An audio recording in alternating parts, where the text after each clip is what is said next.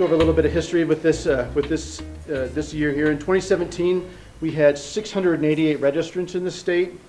There were 23,500 acres registered, not 3.9 million square feet under greenhouse there.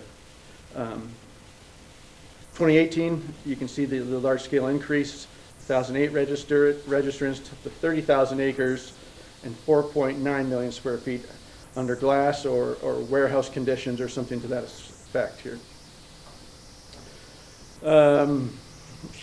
Let's talk about what we have going here in 2018 with Amendment X, which was relatively hot. Go ahead.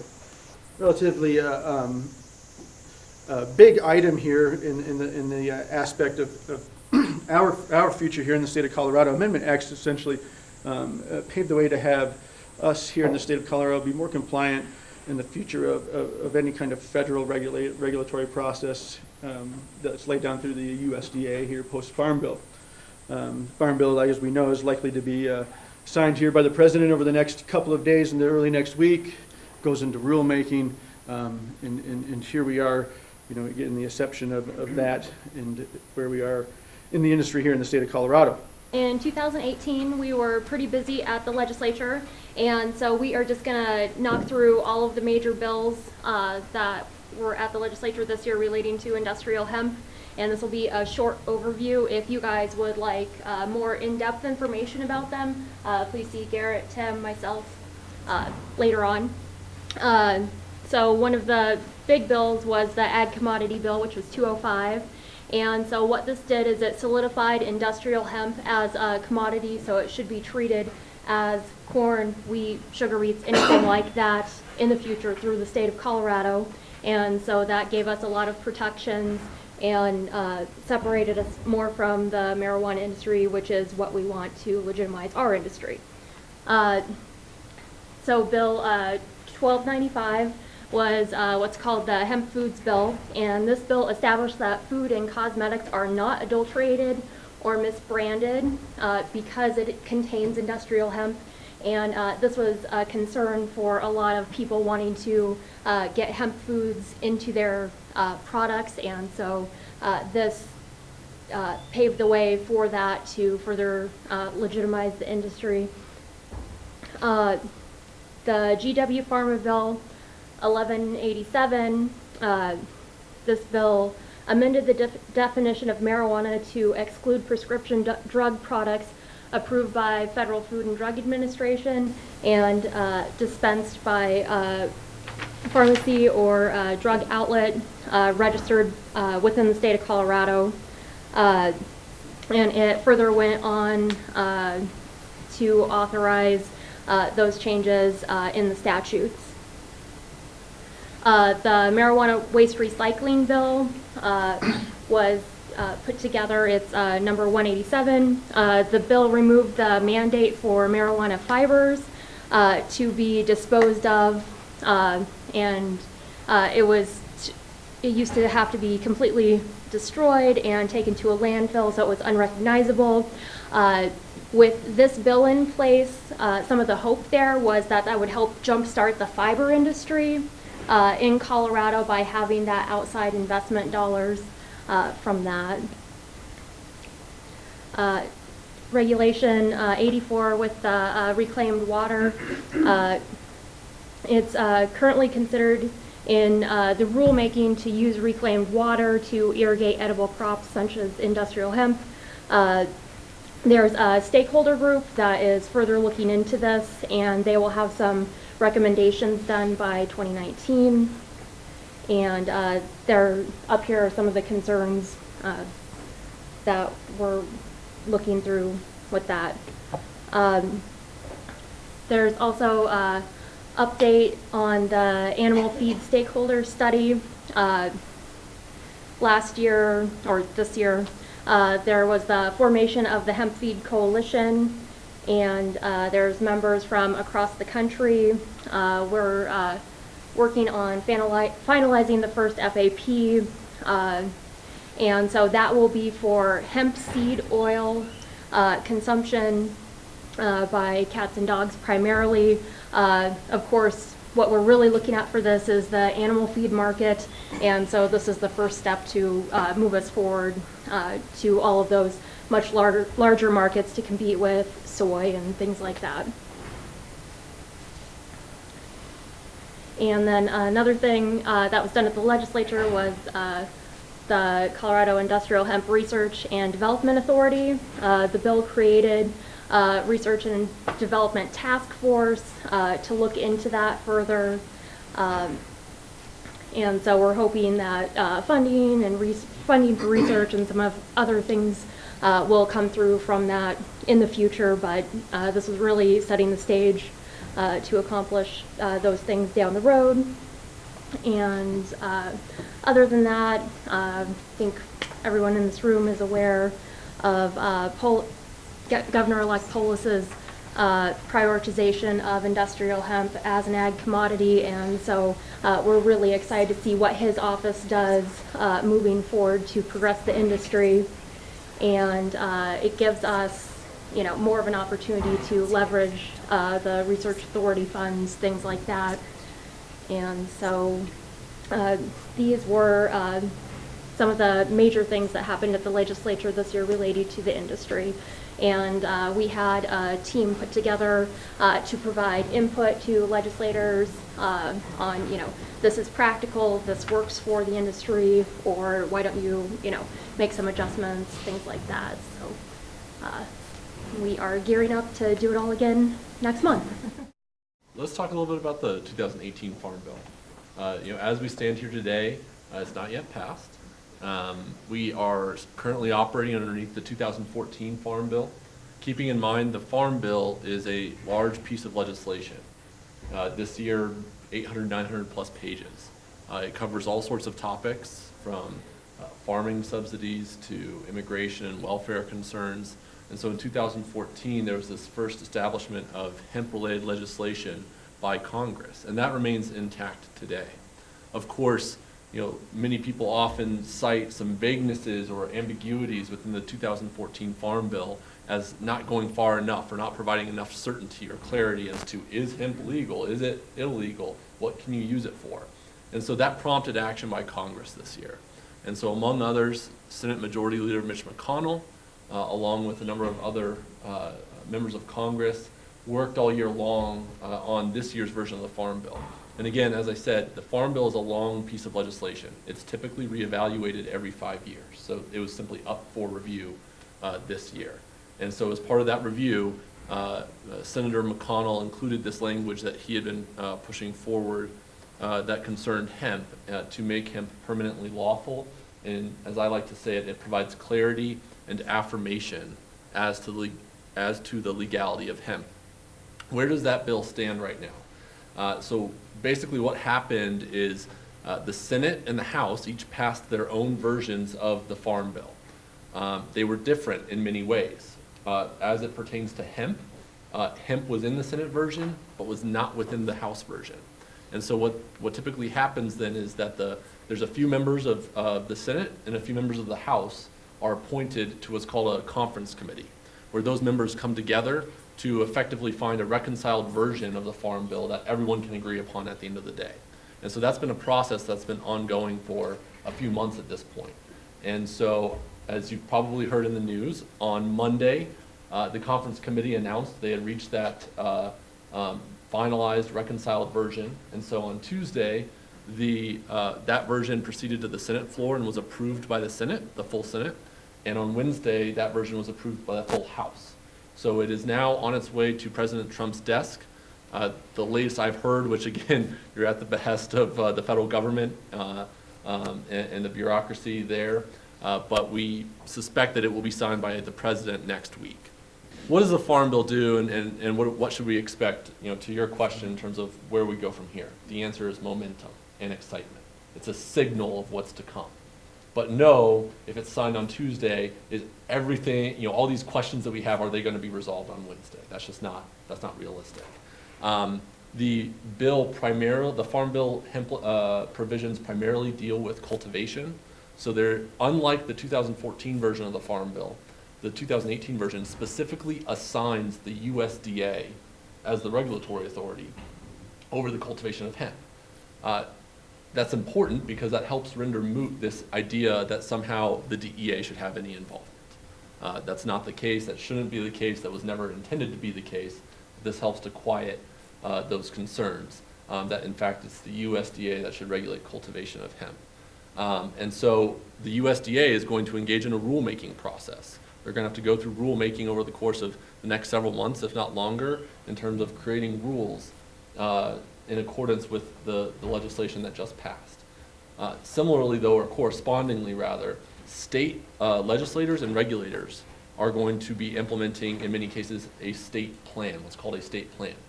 Right now, we have what's referenced as a state pilot program that will transition into a state plan. It's going to take time to implement.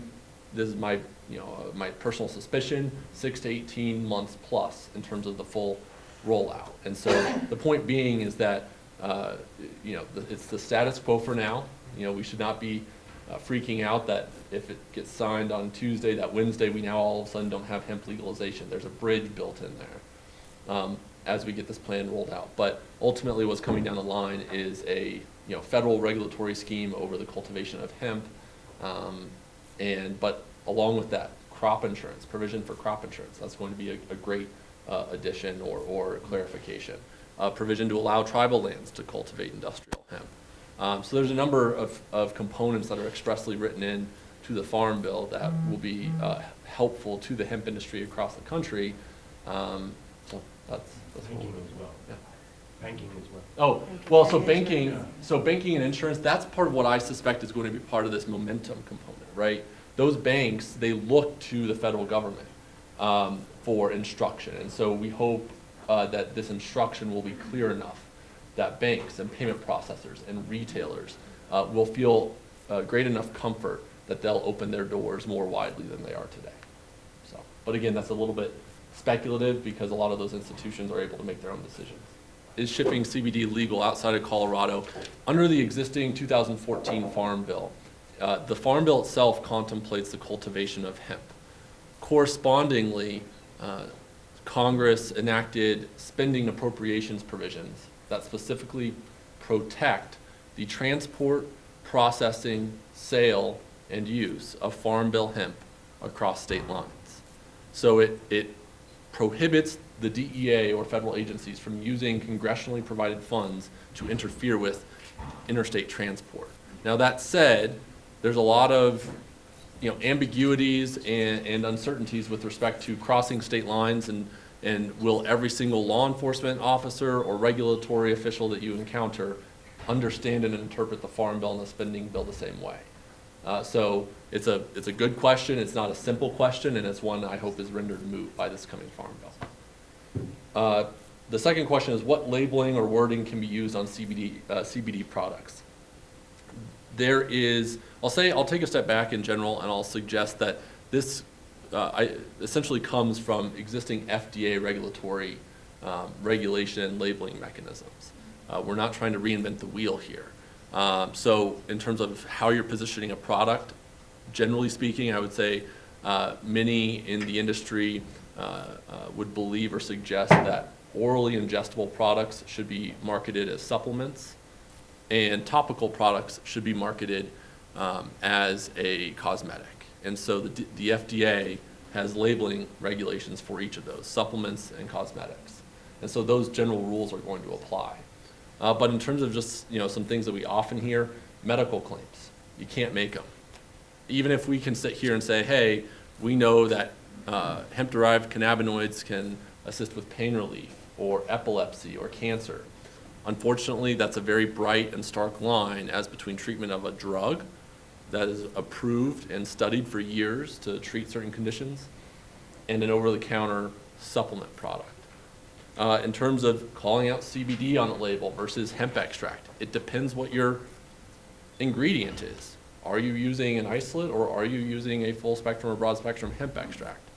Now that said, something that is not resolved by this new Farm Bill and is likely going to take months, if not longer, to resolve is the idea of the FDA. How is the FDA going to regulate these products, especially those that contain full spectrum hemp extract versus those that contain isolate? And why that matters is that there is an approved drug, Epidiolex, by GW Pharma, that contains an isolate. And so under existing FDA law and regulation, it creates a potential conflict there. And so that conflict's unresolved. It's something that's going to, again, take time to play out. But that's why, there's not one answer in terms of what labeling, what words you can use on labeling. But generally speaking, I would defer to supplement and cosmetic rules, and then there's a lot of nuances that spawn from there. So. Hello, and thank you for coming out today. It's obviously a very exciting time for everybody that's in the industry, and very, very excited to be able to come in and talk to you all today. Amendment X, that was for many of you who were involved or engaged in the conversation, a very controversial amendment within the community, at least to some extent from what I saw in the social media sphere. And we wanted to take just a little bit of time to talk about what it is, where it came from, and what happened. And so actually, when I say that it was really controversial within the community, it actually got more votes statewide than the governor did, than Polis did. So it passed overwhelmingly. It was required to have a 55% majority under the new constitutional rules that just came into play, but it ended up getting about 60% of the vote. What Amendment X does is it removes the definition of hemp from the Constitution at 0.3% and makes it statutorily. That doesn't do anything else beyond that. There was definitely a lot of discussion around that, but before I actually dive too far into it, wanted to take a minute and bring Senator Vicki Marble up to hang out with us, because she was actually the author of Amendment X, and would really love to give her an opportunity to talk about where that generated from and where it came from, because she's actually the state senator for this area and represents a number of farmers in the district and a number of other things. And so I'll jump back into a little bit more in the logistics, but wanted to give everybody an opportunity to learn a little bit more about the genesis and go from there, if that's okay with you. Right. It's really good to be here and to see all of you. Hemp is such a wonderful industry, and I'm looking forward to see it just bust up, and go big guns around the country.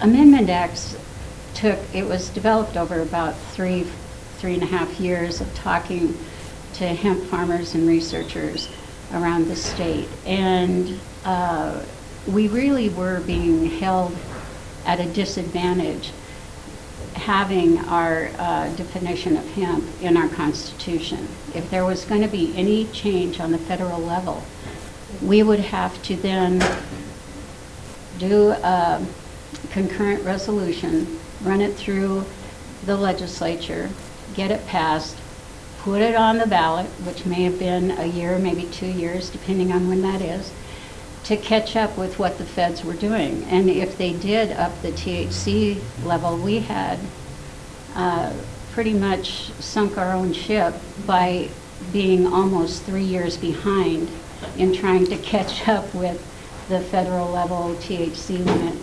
So it just, it keeps us right on the cusp of everything that's happening. And one of the things about Amendment X, I don't know if you realize, and I think it makes it a little bit different than any other state who has it in their statute.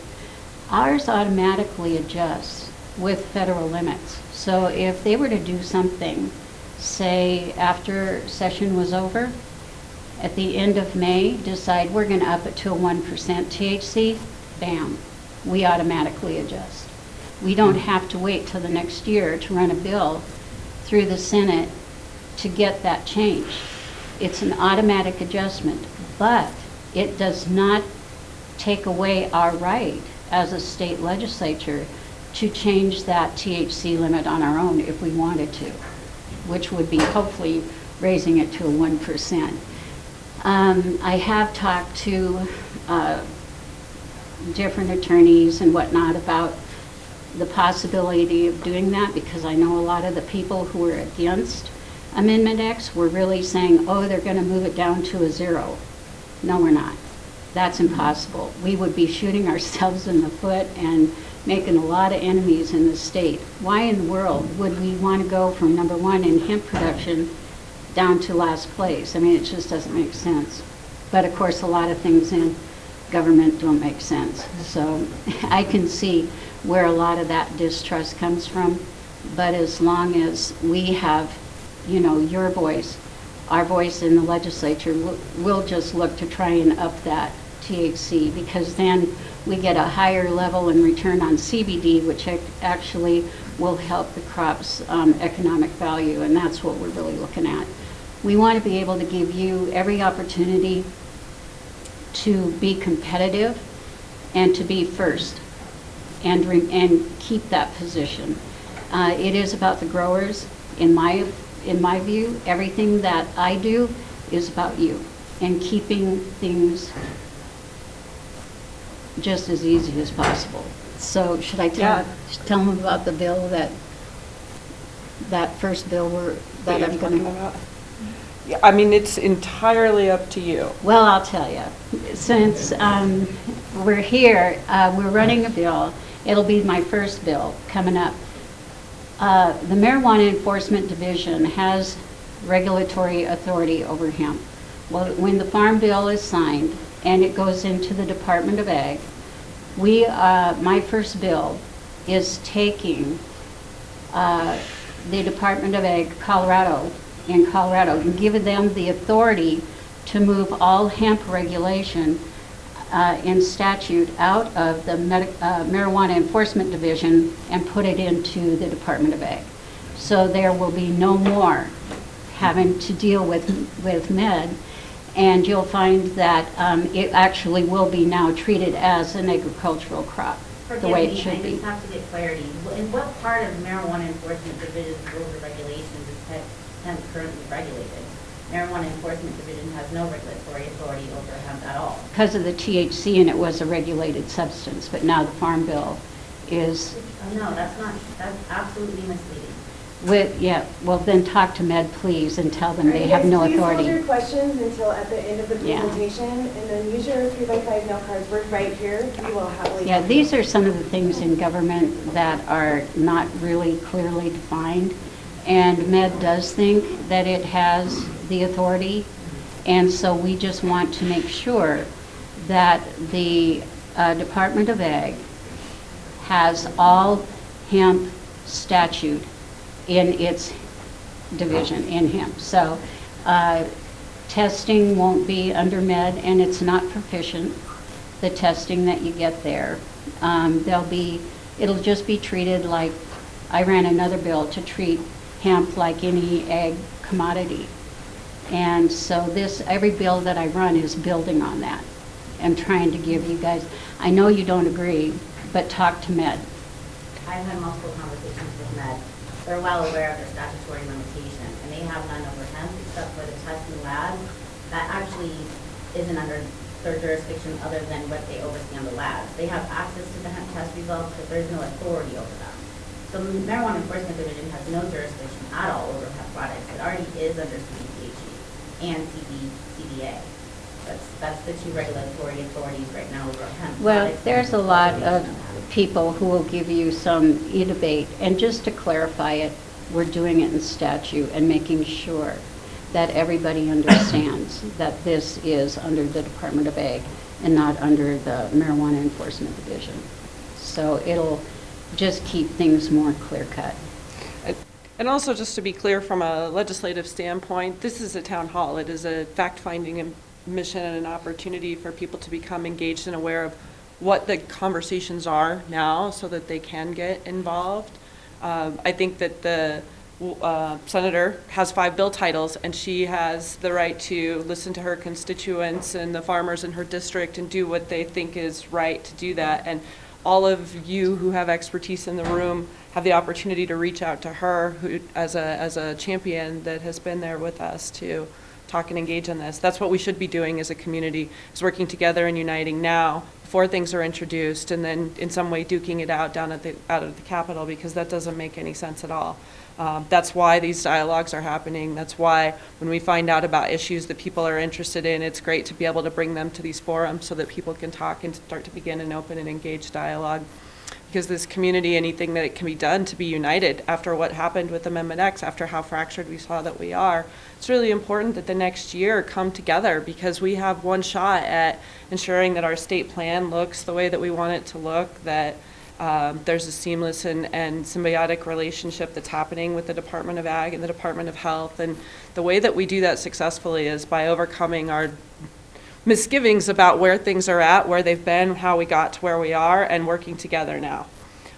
As something that I've been doing for 20 years as a veteran lobbyist in a number of different industries, this is what happens in mature industries of commerce. When they learn to come together, they essentially take their competitive hats off at the door and sit around the table and talk about what's the best for the industry and work together in a cohesive way at that time. And then when they go back out the door, they're able to put their hat back on for whatever company or whatever person or individual they represent and go back upon their way. But there has to start to really be some cohesion together with this community about the policies that we're working toward. And I'm really grateful to Kohaya.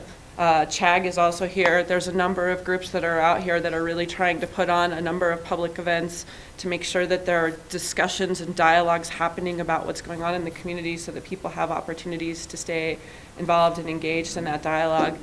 And we've had enough, I think, talk about what Amendment X did. For the record, no organization that I work with or have any affiliation with is planning on running any legislation to change the THC level in the 2019 session in any way. I think everybody's true to their intent in saying that they wanted it to stay compliant and consistent with the Farm Bill. So if there are any questions on that, hopefully that sets it there. And if something were to move forward, I would hope that we could all move together and cohesively work against that, unless it was in the best interest of the community. So these are just different examples of on how we can start to heal as a community, come back together, reassess what we need to do now, and move forward in a stronger way. And to Senator Marble's point, I think that is ensuring that marijuana stays in marijuana and hemp stays in hemp as the state plan moves forward. This is a question that we've got. Can you speak to the coordination between support of the Department of Ag and Department of State in promoting the hemp industry? So there's a coordination between state and ag, and the leadership of both of these arms are about to change because we just had a new governor come in, and then I think that actually leads well to your talking about. Everybody's coming in into a brand new universe, for lack of a better term. So we have a new administration. Cannabis in Colorado was legalized from a recreational standpoint, and authorizing the industrial hemp program in 2012 being implemented into Hickenlooper's first year of office. So we've had the same governor the entire time from this program. We've got a brand new governor who has campaigned on being cannabis friendly, hemp friendly as well as THC marijuana friendly. We also have 40% turnover in our state legislature. And that's really high. I mean, that's 4 out of 6 are brand new, which means they don't have any institutional memory on hemp policy, where things have been, how things have gotten to where they are. That is, in my lobbyist world, called a brand new universe, where you really should stop thinking about the way things were and start thinking about how they should be and looking at that. So we have a brand new Secretary of State that was also just elected that has been very cannabis friendly and meeting with cannabis candidates all throughout her campaign, talking about helping businesses, helping advocate on behalf of them for 280E on the marijuana side, doing what she can there. And so I think that there is a very ripe opportunity for collaboration that didn't really exist before, not only because they didn't have the federal authorization, but there wasn't necessarily a friendly administration to allowing some of that collaboration.